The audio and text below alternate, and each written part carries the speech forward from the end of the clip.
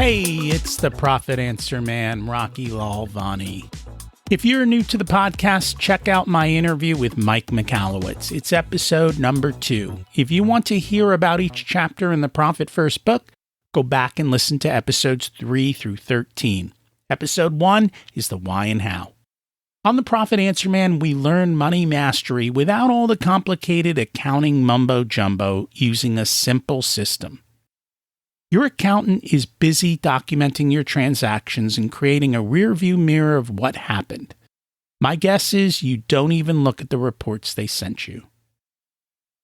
If you're like most business owners, you struggle with this, and it's not your fault. We aren't taught money in school, and accountants aren't taught how to be profitable. The Profit First system created by Mike Michalowicz works, and he certified me to help you implement the system in your business. Remember, the new equation is sales minus profit equals expenses. Let's face it, without cash flow, you can't pay your employees, buy needed materials, or pay your mortgage and support your family. I help you to do that and more, so you can focus on the parts of the business you love and receive the rewards for your labor and investment into your business. The stronger you are as a business owner, the more jobs you create, the better we are as a country. Small business owners are the backbone of America, and for that, you deserve to be well rewarded. Just remember, more revenue does not equal more profit. That's why we focus on the bottom line. Profitability is a struggle for businesses of all sizes. Many large Fortune 500 companies can't tell you where their profit is coming from. It's no wonder you struggle with it as well. The age-old question we get is, they say I make money, so why don't I have any? That's our question for today's guest, and he's got some great insights and real-life experience. Martin Holland has been active in the small business for 48 years. Prior to becoming a business coach in 2011, he helped start or reorganize 8 small businesses. 2 of them failed. He sold 4 of them, and 2 he still works with. His experience has taught him that there are principles common to successful businesses and omissions common to struggling businesses. Every principle of success is available to every business through awareness and action.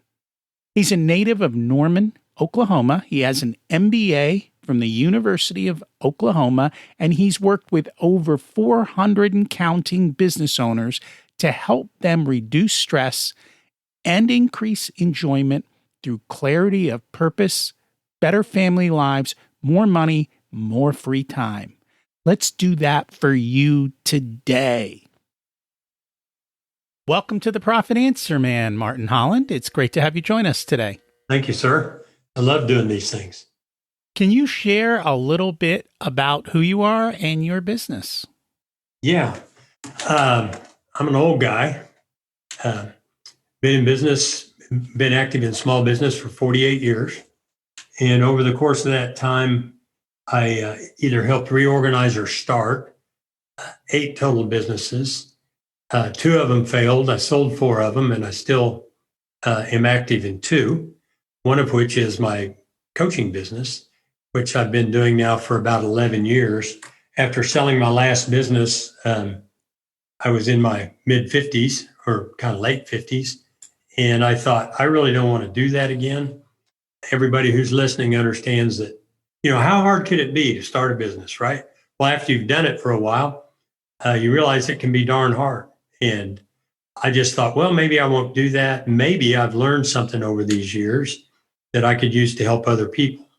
So I chose to go into coaching, which at the time, coaching was kind of a new word. There are coaches everywhere now. I wish I could find a different word for it. But there was just a little bit of a learning curve on how to be a coach as well. But done really well at it. I absolutely love it. I will never quit until some outside circumstance makes me. That's not to say every day is, poppies and blue skies, but most of them are. And as a coach, if I do my job well, I can really help people and see a material difference in their lives. And there is nothing more rewarding than that. It's nothing. And to also get paid to do that, it's kind of like, wow, should have done this 40 years ago, but I don't think I would have been quite the coach I am now if I'd have done it before I lived a lot of these experiences that I talk about. And we're very much in the same place in the Right. sense that I have fun doing the same thing you do, and I love what I do, and Right. I will continue to do this probably for a long, long time. Yeah, and this is probably under the auspices of life coach more than business coach. But, if you're out there and you're doing stuff you don't like, if you don't like going to work, do something else. I mean, I understand you're trapped with kids and you got to pay the bills, but don't rule it out. Start thinking that it's possible. And this isn't, somebody has said it, not I originally, but this isn't your practice life. This is the game. And if you get to the end and go, wow, I wish I had, that's pretty tough. I live with no regrets. Yeah. Right? Live your life with no regrets. There's nothing that I'm wanting today that if there was something I'm wanting, I'd go make it happen. Right. Right. And that's the fun thing about being a business owner too. My wife is a business owner, very successful. And we were talking about it last night. We had to go move furniture around in administrative offices Sunday evening. And we actually really like that because we're both there together working and we have this purpose. And I just thought, man, all the trials that come with owning a business, pretty rough, or can be. But I said, imagine having a job, and that's a wonderful thing. I'm not belittling a job, but where you had set hours and a set paycheck. I wouldn't be happy with that. And there's sometimes you don't get any paycheck. Actually, that hasn't happened for years and years for me, but there's always a possibility that you might not get a paycheck. But it seems like we always do. And we wind up maybe working more hours than we would if we had a job. Lori Grenier on Shark Tank said one time, an entrepreneur is someone who works 80 hours a week in order to not to have to work 40 hours a week. But anyway, it's a wonderful, wonderful life with pitfalls and highs and lows, but it's a wonderful life. And for all of my clients, it is a roller coaster life. Yeah, roller coaster. Right? Days are great, days are bad. You just keep getting back up and doing it again and figure out your way forward. And that's what you do. And so you're here today because I was at an event and I saw your book and I'm like, I've got to talk to this person because this is exactly what everyone says. So the book is called The Profit Problem. They say I make money, so why don't I have any? Right. So tell us, because this is what every business owner listening is saying.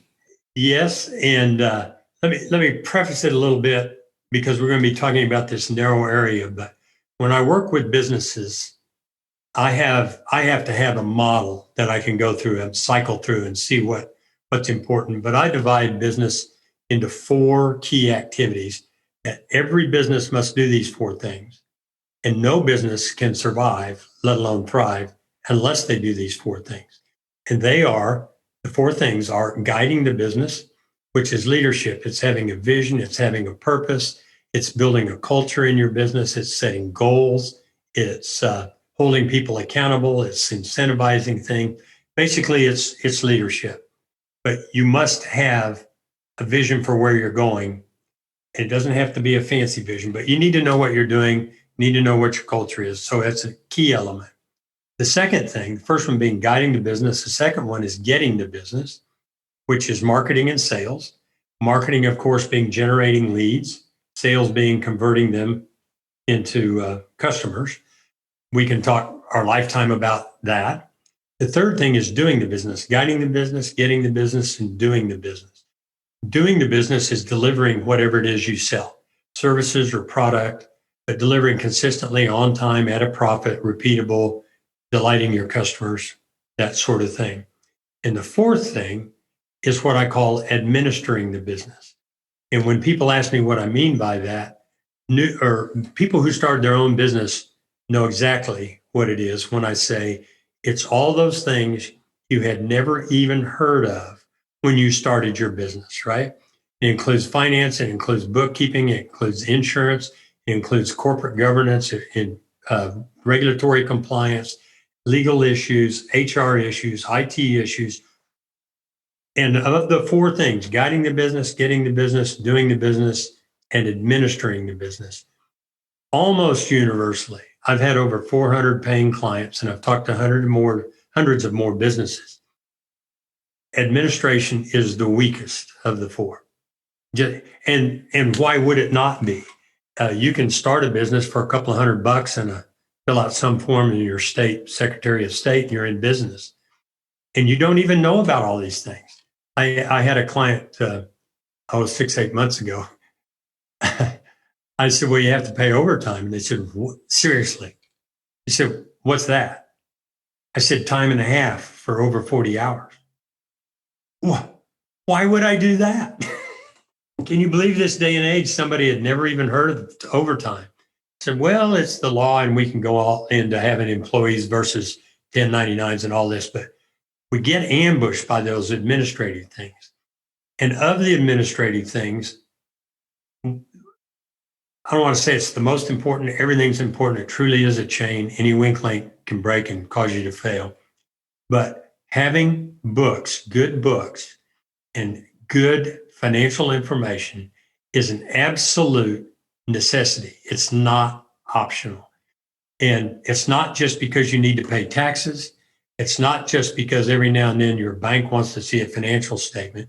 The highest and best use of good books is making decisions about the future. And I can say with pretty clear certainty that I have never encountered a business that uses its books to make financial decisions about the future. I mean, that's a strong statement.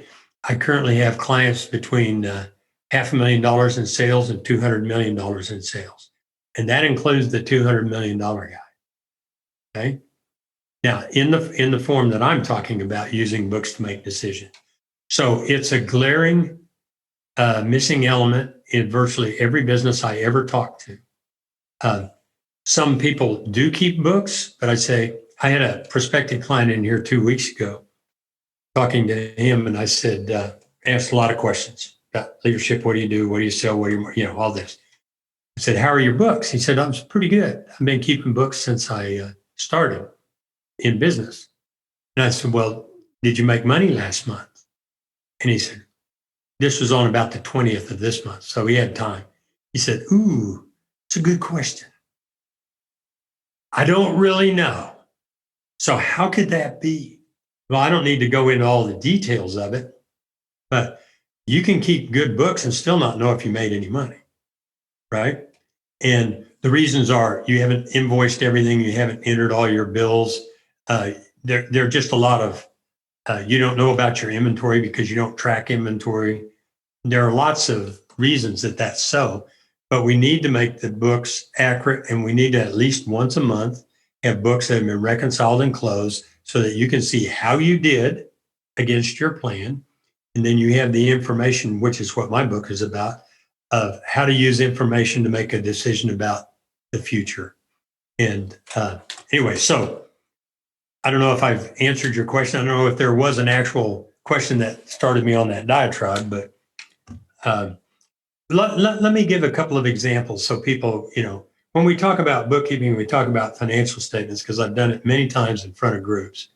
That's people's eyes kind of start rolling back. They go, oh no, yeah, I'm aware, but I don't have that, and I feel guilty, and I don't understand it, and I don't want to pay for it, and all this kind of thing. So what I generally do is give people an example or several examples, and I'll give 4 here, about why having an understanding of your books matters. And the first one is that the average business in the United States, I'll just say this right off, makes 7% of sales as net profit before taxes. Okay. By the way, in surveys that have been repeated every year, the general public thinks you make 36% of annual sales as net profit after taxes. So reality and perception are far apart. But the average business makes 7% net profit before taxes of their sales. So you sell $1 million, you'd make $70,000 before taxes. If people understood that if they can increase their gross profit margin by 1%, they would increase their net profit by 14.5%. Now, maybe that caught somebody's interest. They go, well, I wonder what my gross profit margin is. Well, you might have something on your finance. You may not have any idea. You might have some kind of a cobbled together idea of what it is, but you need to know what it is. And that's reason, because most people, they want to make more money or they want to double their profit, think, well, man, I'm going to really have to bust it. I got to sell more, do all these things. No. 1% better is 15% better. Second thing that I talk to people about, typical business in the United States, if you increase your sales by 20%, which is not totally easy, but that's certainly doable, and keep your overhead the same, you will double your net profit. Double by selling 20% more. Wow, didn't realize that. Would have thought I needed to double my sales to double my net profit. The problem with that is people are already tired, and the thought of working twice as hard to make more money kind of wears them out, right? Third thing that I tell people, I usually ask it as a rhetorical question, and it is, why are people reluctant to raise prices? Rocky, I'll ask you that. Why are people reluctant to raise their prices? They think they're going to lose customers, or that 100%. Their customers won't pay. 100%. Well, mostly it's they think they're going to lose customers. That's what I hear more often. I said, well, would it be a good idea to know in advance how many customers you could lose raise your prices, and know in advance how many customers you could lose before it affected your profit, before it reduced your profit? I'll give an example. I've got these as tables, but if you have a 35% gross profit margin and you raise your prices 10%, you can lose 22% of your profit or of your sales and make the same money. Now, the reason I tell people that is to give them the courage to raise prices. But what really happens time after time after time is people raise their prices, and if they've done other things well, they don't lose any business. They just make a boatload more money. The flip side of that, this would be my fourth example, but the flip side of that is, why do people discount their prices? To get a sale, because they need cash, right? To get more sales, right? Mm-hmm. Well, would it be good to know in advance of your new discount promotion how many more sales you have to get just to pay for the discount? And again, I've got these tables, but these are ones I have memorized. If you have a 35% gross profit margin and you reduce your prices by 20%, which is not that uncommon, you have to do 133% more business to stay the same. And 133% means 2 times plus a third more business just to stay the same. And the idea behind understanding that is it gives you the courage to find some other marketing campaign rather than, I'm going to give you a 20% discount, right? So that kind of information and what exact information applies to your particular business comes from having good books, right? I'll throw one more out there. I haven't ever met a business owner who didn't fundamentally have the idea of break even, right? It's how much I have to sell to exactly pay all my expenses. Okay. Well, that's a hard number to find, and we won't go into the math. I mean, it's not that hard, but it's hard to explain on a podcast. But as Mike McAllowitz, whom I know you're a profit first man, says, your real income is your gross profit, right? You have sales minus your cost of goods sold. Your real income is your gross profit. Well, that's a percentage of something. And most people think, or a lot of business owners go to work in the morning and they think, well, here's another day at work. I'm making a little money. My employees are making a little money. My landlord, my suppliers, my insurance agent, my banker, everybody's making a little money today. No. You do not make anything until you have paid all those bills.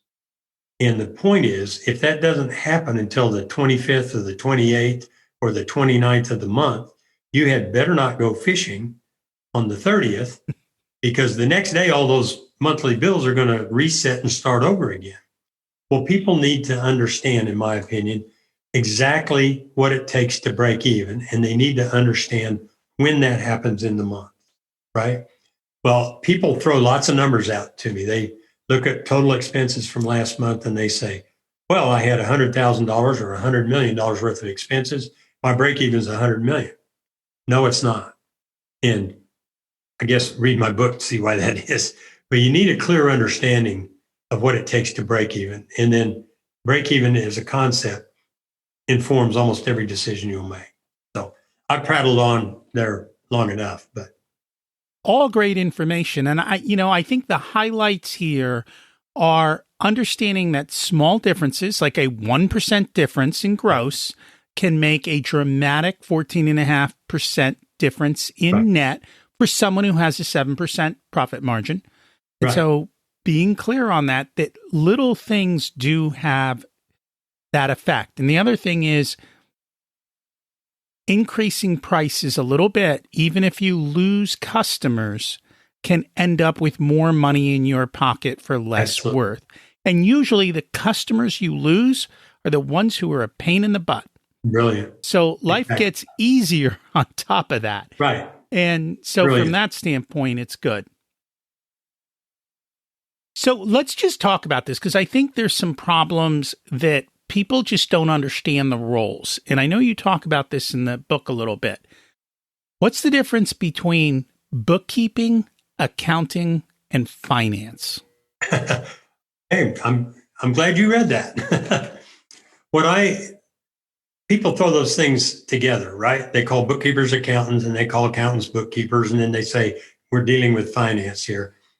I just make a distinction because it's useful to talk about it. But a bookkeeper is one who, and very, very important, right? Not belittling bookkeepers. Good bookkeepers are the people who now know how to properly make bookkeeping entries. They know the procedures to get it done. They can run the software. They can get the information entered into books. Accounting are the ones, one of the main distinctions, I say they are the ones who apply laws to bookkeeping. And by that, and it's usually tax laws, and by that I mean a bookkeeper may know how to record an expenditure as an expense. Accounting and accountants understand whether or not they may record it as an expense. Just it was an expense. You might have written a check to buy a truck. Well, a truck is not an expense, depreciation aside. It's an asset. So accounting applies rules to bookkeeping. And accountants typically do taxes, but they will also typically prepare financial statements, of which there are three kinds. And finance, in my mind, is using the information you get from your financial statements to make business decisions. I'm not sure that everybody in the world would agree with those, but those are the distinctions. So when I talk in my book about a bookkeeper, an accountant, or finance, at least I've defined what I mean. And they're close enough. I don't think I get much pushback from anybody on those definitions. And when you started this podcast, what you said was almost no business owners focus on the finance. I need to rephrase that a little bit. Okay. None of them that I've ever met. And I say that all the time, and I'm always going, is that completely strictly true? And you got some pretty good size, $200 million company, got $80 million company, not coaching right now. These guys got CFOs, and they do focus on certain aspects of it, mainly what their banks want or mainly taxes. But for the stuff I talk about, understanding break even, understanding that margins matter, that as saying, hey, my profit would go up 14.5% if I could get my margins up 1%. Then you go to look to what contributes to margin. In contractors, going to be labors and material and perhaps commissions. They say, how can I get 1% better? Then you start looking at labor and you go, what would I have to do to get labor 1% better? Well, one thing is cut guys' wages. Well, that doesn't work usually, and certainly not these days when labor's at a premium. How can we become 1% more efficient? And once you start drilling into it like that, I could spend the rest of this time talking about specific things that people did once they realized that they needed to get 1% better in labor. And when you do that, now we're managing the business, and the impetus came from understanding the importance of 1%. And you have plenty of the stories in the book. Let's just for illustration purposes, let's pick one of the stories and show. Can you tell a story of someone who got 1% better in a couple different areas and how they did it? Well, I have an electrical contractor. You don't have to be a contractor. Got manufacturers, everybody, but I have an electrical contractor, and we needed to get 1% better quickly. And he did service work and he did new construction. Service work that go out to your house, right? Or go to your commercial place and fix something. New wiring is bid jobs, go get it done. But one of the things where we were weak was in a service, and we thought we could get better. And I don't remember the exact numbers. I have the exact numbers in there. But one of the things we did was he couldn't fire anybody. I mean, hiring journeyman electricians is a very competitive. You can fire a guy and he'd be working at 8 a.m. somewhere else, right? So you're not really going to get them on the cheap. So what we thought we had to do was, and this is one of my favorite ones now that you bring it up, but what we had to do, we said, how can we get one more job per week per truck? Same guys, we're paying them this variable cost, but we're still paying them this much in a week. How can we get one more job? Well, if there are any journeymen or any electrical contractors out there, you'll follow this kind of reasoning. But we decided part of the problem was, and this one is almost universal in the trades, my guys didn't have the parts on the truck, so they had to drive to the supply house. Well, there's a cute girl in the supply house or a cute guy. So they spend a little time talking in there and drinking a little coffee. And then they go get the part and then they drive back to the job. It takes 2 hours. So we thought, how can we eliminate that? And one of the first, he's since gone well beyond this, but one of the things that he did was they had a Friday morning team meeting, stand-up team meeting. So what he did was he went out there and he says he named some parts and tools. He said it's $100 to the person who goes to the truck and returns to this meeting with those parts and tools first. Well, the guys started organizing their trucks because a lot of times the parts were there, they just couldn't see them, so they went to the supply house, got another one. Well, from that, he got significantly better, and I think over 3 months, I'd have to look at my book, but I think it was $120,000 of gross profit margin that he generated from getting one more, and we weren't perfect at it, but getting more jobs per week out of the same guys. And so that's an example, but they're just everywhere. And I love that example because, number one, he motivated his staff. Right. He did it with a reward. Right. The reward caused the desired action, which was you didn't have to fight your employees to say, keep your trucks clean, right? Which is a constant battle. Keep your stuff organized. They did it automatically for the reward. And the outcome was a dramatic return because the guys know, and that's the problem. Oh, I do have this part. I do have these things. Keeping your things organized and in place, and it dramatically. I have to just continue. I really love this contractor. Once he got on that, he goes, man, we can do that again. And so now he has completely standardized trucks. Any guy can go get in anybody's truck, and the parts and the tools are in the same place. He has visual inspection, so he can look at them in the morning, and you can see visually whether or not something's empty. Instead of having them thrown in the middle of the truck.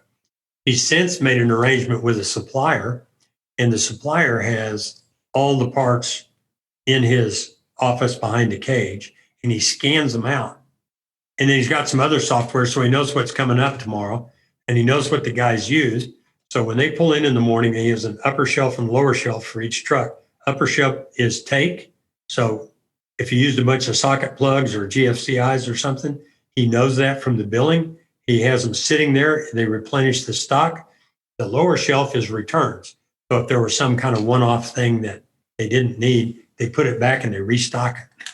I mean, he's really gone, and he's loving it because once you see the results from that, and once you start seeing it, it becomes a game, and he just loves it. He's constantly improving, and his profits show it. And that's what you have to do. You have to turn this into a game. People love Right. games and they will play it. I remember, and I can't remember who it is. It was back in the days of the steel mill, right? Mm. And I forget if it was Carnegie or one of these guys.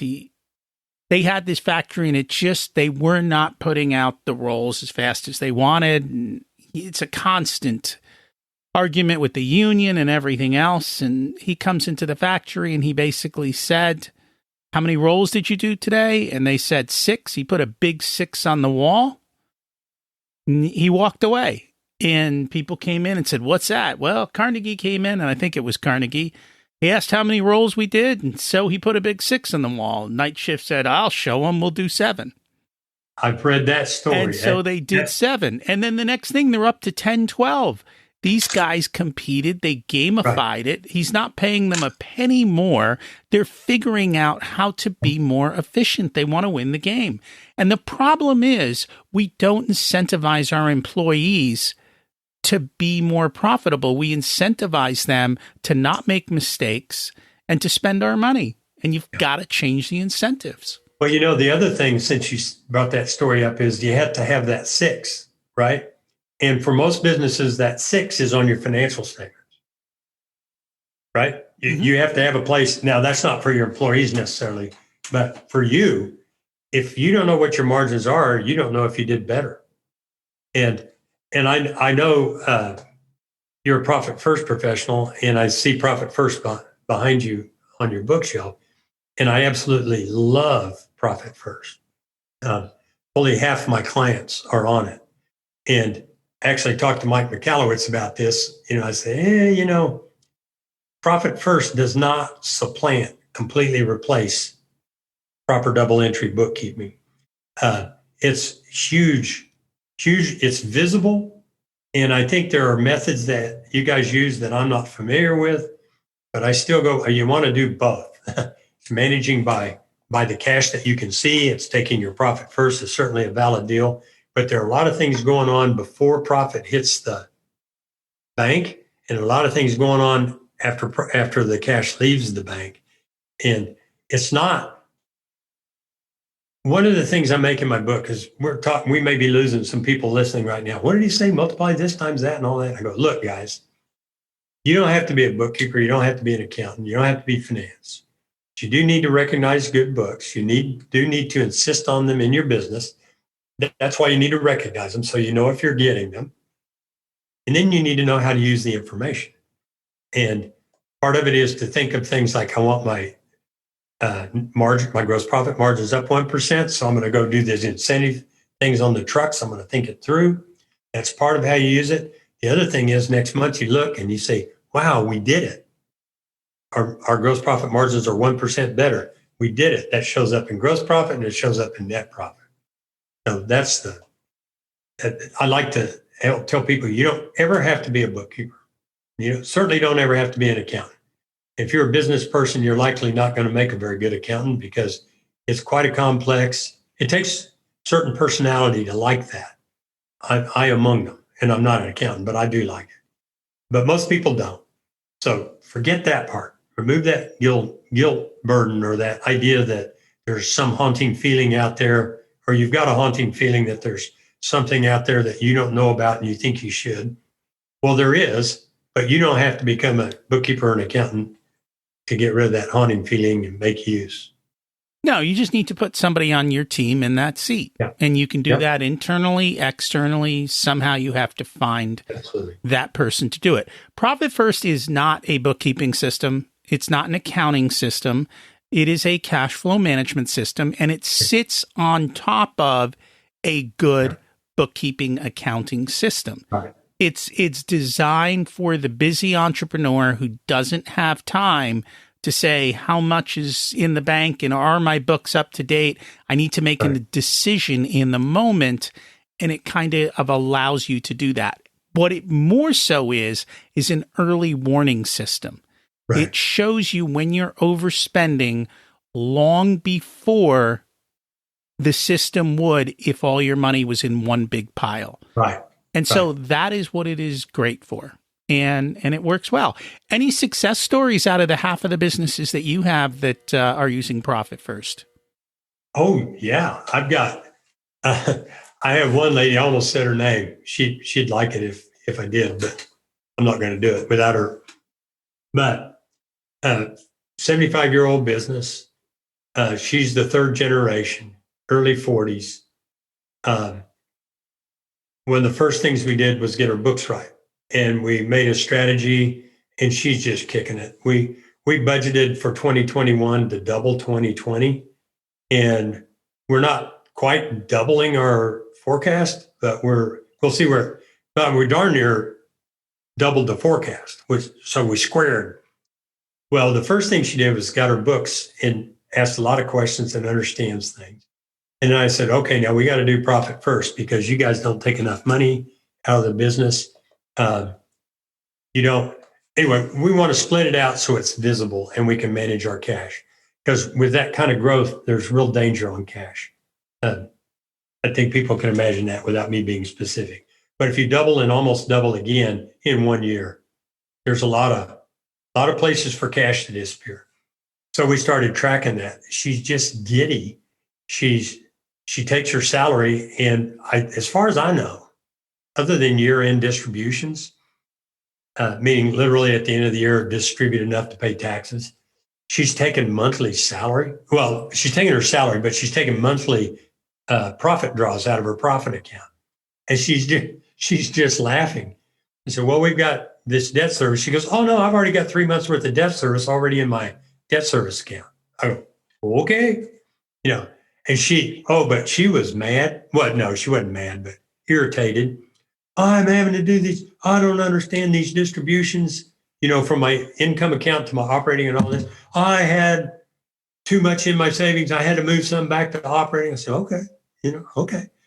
But now we never even discuss it. We talk every week and I find out what it is, but she's not worried about the distribution. She's totally on board, making a profit. I have a couple of guys in Memphis, come to think of it. Been in business a long time, not 75 years. But they'd never taken anything but their salaries. And their salaries were not at all commensurate with their duties and the fact that they were owners. I said, well, we got to fix that. So we started out with just a profit account. And we didn't do it the way the book says. We just started putting 2% in there, right? I mean, we didn't do the minus and put 15% over there and all that. But we just started. Well, last year they each took $80,000 draws. Blew them away. And we didn't take all the money either. Blew them away. I said, well, you guys been doing all this work for all these years. What are you doing that for? And it's kind of like, well, because I got to go somewhere in the morning, Well, now they're going somewhere in the morning and getting paid for it. And they really, really like it. But they did a lot of other things. I mean, it all goes together. We had to get their margins up. We had to find out where the waste was, and good financials and good bookkeeping do that, help with that. And until I have that kind of information, even if they got a lot of money in the bank account, I don't trust it because some of that money might belong to the bank that you didn't pay, or your credit cards you haven't paid off, or a payroll that you didn't accrue this month is in next month. Say, wait a minute, got to know why you've got that in there. And I know profit first, you allocate it properly, but anyway, I just insist on good books as well. As do I. I mean, you do have to have good books. Profit first is not a reason not to have good books. But what it does do is what you talked about. It segregates money for you. It gives it a purpose, and it takes away the guilt of the owner wanting to pay themselves or take a profit. And again, you can do it with something as small as 2%, and 2% for that guy was 80 grand, which is big. Yeah. Well, start there and then just see the benefits. Yeah. What Mike McAllowitz, him much better than I, we've had him on our podcast. But one of the things he talks about, I guess, in his book, he says, first place, it's behavioral based. Acknowledge that I'm new in business. Maybe you're not that new, but you're at a certain level in business. You have no concept. Every day is a new day and starting off without a job. I don't know what I got to do today. I don't know whether I got cash. And by putting it into different accounts, you can do what you normally do anyway, which is look at your bank app and it's already distributed in there, and say, well, I got $100,000, but 80,000 of it is in my operating account. That is not available to me. The 20% those are bad examples, but the 20% is available to buy new assets or to buy a piece of, whatever. So it's behavioral based. It's something that people actually will do. Mine is conventional bookkeeping, not mine. Certainly I didn't come up with. It's created in the year 1200, by the way. Double entry bookkeeping, unchanged form has been around since 1200. But it's a little more obtuse, but it's worthwhile. And I'd like to go back to the story. The subtitle on my book, the title is A Profit Problem, and the subtitle is They Say I'll Make Money, So Why Don't I Have Any? I said earlier that I had a story about that. The original title of the book as I wrote it was, They Say I Make Money, So Why Don't I Have Any? Well, my publisher said, nope. Good titles have 2, 3, and occasionally 4 words, no more.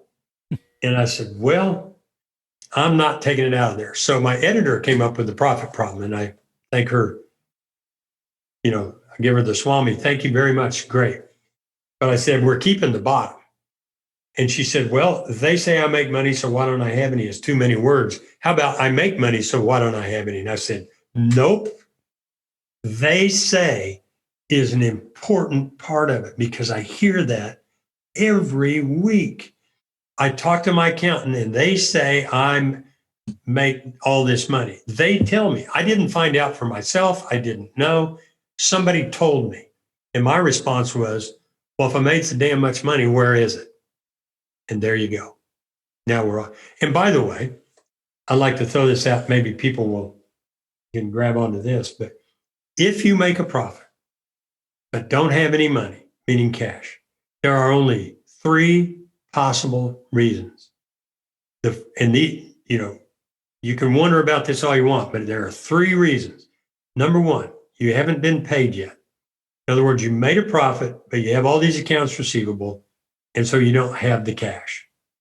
Number 2, you made a profit, you received the cash, but you already spent it buying assets or paying off prior debt, right? Or 3, you took it, meaning you as the owner took it as a distribution, which is not an expense. So if you make a profit and you don't have any cash, that's where you look. And the advantage of understanding that is that you can do something about it. You can increase. It's real common. I'm giving a talk later this week, and I have some numbers here that from a real company that are really interesting. But it's very common. I don't do it that many times, but it's very common for a business to have 3 to 5 times more accounts receivable than it earned in net profit. Easy. It's very easy for companies to have. I see it a lot. 3 to 5 times inventory than they made net profit last year. So if you add those 2 together, which people might be listening and go, well, that's not me, but yeah, go look. But if you add those together, that's 6 times your net profit loaned out to customers or sitting in your store or your warehouse as inventory. So where do you get that money? You made a profit, but you loaned it times 3 to your customers, and you made a profit, but you bought 3 times as much as that from your suppliers. What do you do about that? Well, you got to borrow money. You got to not pay your suppliers, which is borrowing money of a different form, or you got to put it into the business. So out of your own pocket. That's how you do that. That's how that's possible. What do you do about it? Again, it goes back to having good books, understanding inventory turns, days outstanding, accounts receivable, which that might roll people's eyes back, but your accountant or bookkeeper can tell you that. And this one company I'm working on here, if they could get their accounts receivable down from 39 days collected, okay, outstanding, average outstanding, to 30 days, which is their terms, it would release $500,000 worth of capital. hope somebody's listening and saying, what? What did he say? How did he figure that? Well, that's all part of this. You can know that. And then you can say, what do I need to do about that? Okay, well, very simple. You want success stories. Again, I almost named the company, but guy made $195,000 profit 2 years ago and had $750,000 worth of receivables outstanding. And they're outstanding for 60 to 90 days. Well, what do we do about that? Well, first of all, they could bill on Tuesday, but they didn't actually bill until 2 weeks from Wednesday. Well, we were waiting for paperwork to come in. We had to have a signature. Well, you can stop that. There are all kinds of little simple methods. When you send an invoice, and this would be contracting kind of stuff, not everybody does this, but if you send an invoice, call your client up and say, hey, I just want to let you know I just sent you an invoice. They will always say, well, damn it, I haven't even opened it yet. I said, I'm just checking to see that you got it. Does it look right? Because I've read a book, Getting Paid by Jan Reeves of Australia. Excellent book. The number one reason invoices don't get paid on time is not because they don't want to pay you. There's an issue. And so they set it over here and we'll figure that issue out later. Wrong PO number, not itemized properly, whatever it is. They set it over there. So you can my guys went through and did that, got their average DSO, days sales outstanding, down to about 45 days. Well, their terms are 15, so we're not there yet, right? But it's unleashed that half that capital, $400,000 gets freed up by collecting your receivables. So anyway. And the longer your receivables are out there and the longer the inventory is on the shelf, the less valuable it becomes. Absolutely. And so it is a massive leak in your business. And what we usually tell people is if you're invoicing people is send the invoice, pick up the phone and say, hey, just wanted to make sure you are happy with our service. We did everything to your expectations. Is everything good? So now it's a happy call, not that negative call. Right. And then simply say, we sent the invoice. I want to make sure that it arrived and it's in the proper format for your business. And it's being more helpful instead of judgmental. What you're saying, I mean, excellent. Helpful rather than judgmental, not intrusive, all that. But I don't have time to call every damn customer. Well, if you knew it would release $500,000 worth of capital, would you do it?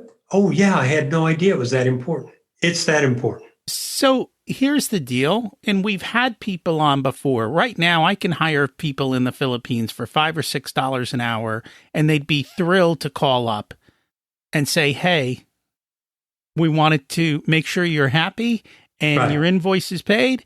And if there's a problem, then they'll let you know. You don't need to do this yourself.